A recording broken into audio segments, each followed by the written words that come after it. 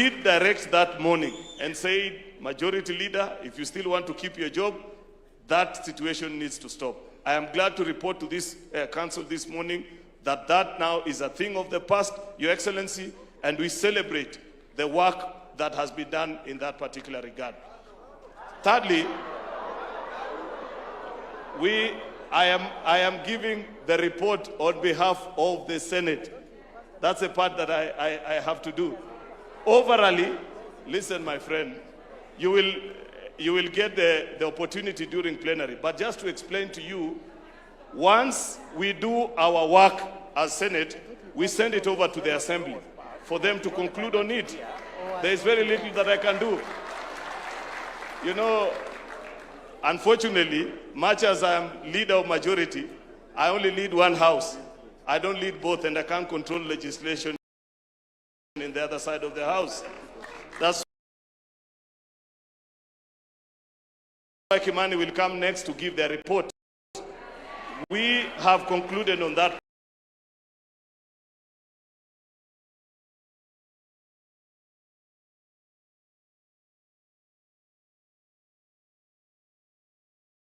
The pension that you receive is based on what you contributed during your time as a member of parliament. It is our proposal, and this is something, because eventually we will do an exit report of this session of leadership, that to stop this push and pull, because Treasury have been quite clear with us that they want to stop this business of pension by contribution of other Kenyans and moving it to 100% contributory, just like it is for Parliament. It is a policy position which we need to take, and once it's adopted, we will agree so that at the beginning of a term of a legislative arm, either Parliament or the County Assembly, or even for governors, because Governor Waiguru also keeps on pressing us about this because of their colleague governors, that once this decision is made that we go contributory 100%, that will be the direction, and we will implement that needs to be done. The final thing that I want to say on that particular regard is that we have, Your Excellency, challenges of party leadership in our legislative units, the County Assembly. And I remember at one time, you did direct that we need to make a decision.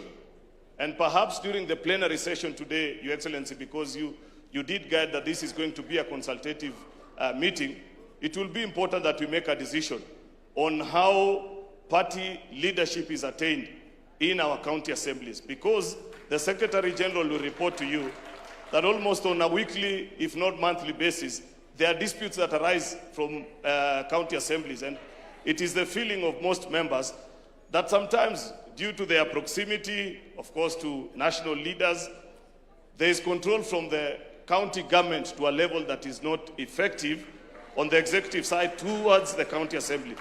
That once that decision is made, the political party's amendment that is before Parliament right now, we will put it in law drafted, because as it is today, the parties unilaterally make a decision. But we need to draft it in law so that we make a final decision on how leadership of Majority Leader, Whip, and their deputies is attained at the county assembly, so that we no longer see this business of people coming to vote at the party headquarters. I know it's not an easy decision, but it will be interesting to hear from the members that are here on that particular matter can be resolved.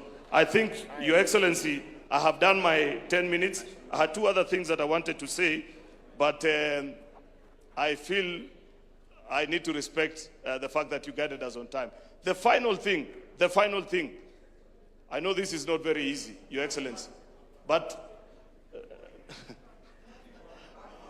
I have said, I don't know which language to use, that there will be a plenary session.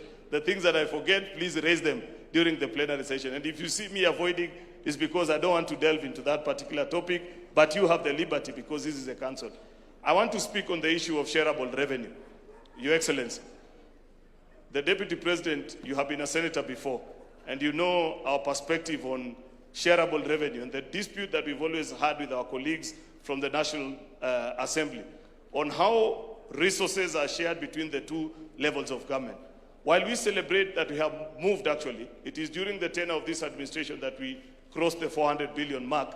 It is the position of the Senate that a lot more still needs to be done. If you see what is being done in our devolved units, you will appreciate, and I know for a fact that we don't have an endless pool of resources, and it's not an easy decision sometimes to decide. But given the balance of power between our House and the National Assembly, I want to argue before you, Your Excellency, today, that in many of the national government projects that are being done today, that there is a correlation between the national and the county governments. After perfecting of the model, it is possible to transfer some of those functions to counties because our devolved units equally deserve the opportunity to grow and become stable units of administration the way it was decided in our county government.